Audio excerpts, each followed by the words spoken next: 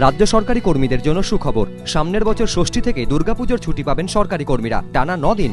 এবার সপ্তমী থেকে পুজোর ছুটি পেয়েছিলেন সরকারি কর্মীরা। নবান্ন সূত্রে খবর, সামনের বছর এই ছুটি একদিন এগিয়ে নিয়ে আসছে রাজ্য সরকার।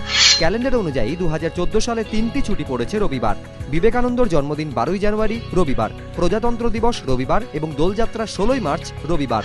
সামনের বার পুজোর দিনগুলির মধ্যে একাধিক দিনে 2টি করে ছুটিও পড়েছে। সামনের বছর অষ্টমী 2রা অক্টোবর, ওই দিন গান্ধী জয়ন্তী।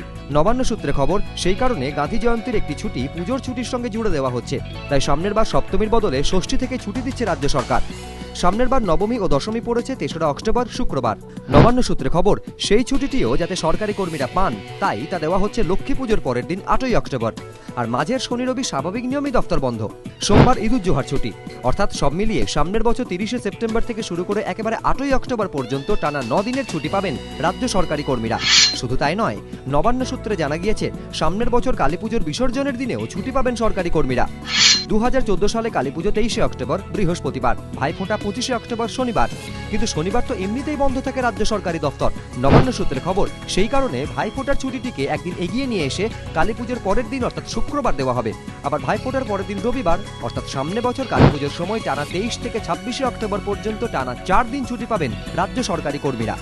এবিপি আনন্দ।